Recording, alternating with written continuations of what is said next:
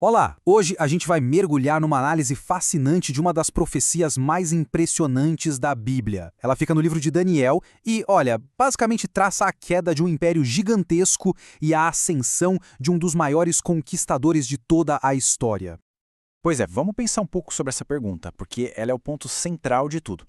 A ideia de que o futuro de nações, de reis, pudesse ser detalhado séculos antes é exatamente isso que as fontes que a gente analisou sugerem sobre o capítulo 11 de Daniel.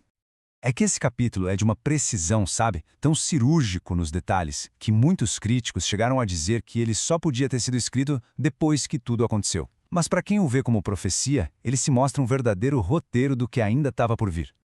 Bom, vamos começar com a primeira peça desse quebra-cabeça que está lá em Daniel 11, versículo 2. A profecia começa preparando o terreno, falando sobre os últimos reis importantes do Império Persa. O que a profecia faz aqui é definir uma sequência bem específica de governantes que viriam depois de Ciro o Grande.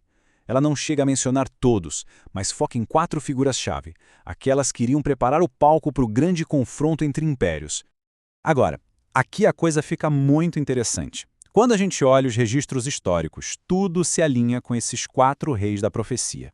E é importante entender que títulos como Assuero, que quer dizer poderoso, ou Dário, que significa mantenedor, eram usados por vários reis, mas a sequência histórica bate certinho.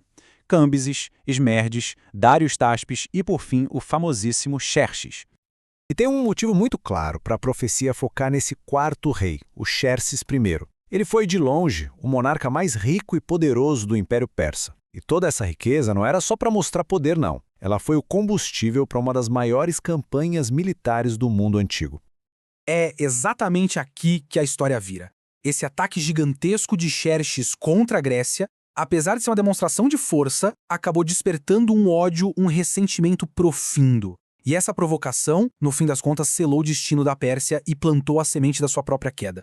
Claro que uma provocação dessas não ia ficar sem resposta, né? A próxima fase da profecia revela justamente a chegada de uma figura que ia mudar o mapa do mundo. A resposta grega demorou um pouco, mas quando veio, nossa, foi avassaladora. O texto aqui não faz rodeios. Diz que, depois da provocação persa, surgiria um rei valente. E a grande maioria dos historiadores e teólogos não tem dúvida sobre quem é essa figura. Um dos nomes mais conhecidos da história. Gente, em menos de uma década, Alexandre da Macedônia não só derrota o Império Persa, como ele cria um dos maiores impérios que o mundo antigo já viu, indo da Grécia até a Índia. Ele cumpriu perfeitamente a descrição de reinar, com grande domínio e fazer o que lhe aprouver. É interessante ver como as fontes fazem um contraste muito forte aqui, colocando Alexandre como uma espécie de antítese de Cristo. Um conquistou o mundo derramando o sangue dos outros, enquanto o outro redimiu derramando o próprio sangue. É uma reflexão, né, sobre os diferentes tipos de poder e o que realmente significa ter um legado que dura. Mas olha que impressionante. Com a mesma velocidade que esse império surgiu, a profecia detalha como ele iria desmoronar de forma súbita e bem específica. Isso mostra que o poder dele, por maior que fosse, tinha prazo de validade. E foi exatamente o que aconteceu. No auge do poder, com apenas 32 anos, Alexandre morre. E o império dele não se manteve unido. Foi quebrado, fraturado, dividido, espalhado, como diz a profecia, para os 4 ventos. E é aqui que a precisão da profecia fica, assim, absurda. Quantos dos seus filhos ou parentes assumiram o poder depois dele? Exatamente 0. A história confirma que todos os seus herdeiros diretos foram simplesmente tirados da jogada. Esse detalhe é algo que sinceramente arrepia. A profecia não disse só que o reino ia ser dividido. Ela foi específica. Não iria para os descendentes dele. E, de fato, a mãe, as esposas, o irmão, os filhos, todos foram afastados do poder. A previsão se cumpriu à risca. E essa divisão entre os generais é a imagem perfeita daquela expressão os 4 ventos do céu. O império foi repartido entre seus 4 principais generais. Ptolomeu, por exemplo, começou uma dinastia que governou o Egito por séculos. E embora todos eles tivessem poder, nenhum chegou nem perto da grandiosidade do domínio de Alexandre, cumprindo cada detalhe da profecia.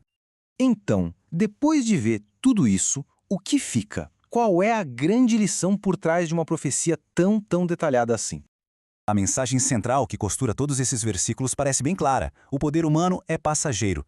Mesmo as maiores vitórias e as quedas mais espetaculares parecem seguir um roteiro, um propósito maior, mostrando que tem uma mão governando por trás dos palcos do poder humano. E isso tudo nos leva a uma última reflexão, né? Se padrões tão claros foram traçados lá no passado, será que a gente não está vendo padrões bem parecidos se desenrolando hoje em dia? A história, pelo visto, ainda tem muito a nos ensinar sobre o futuro.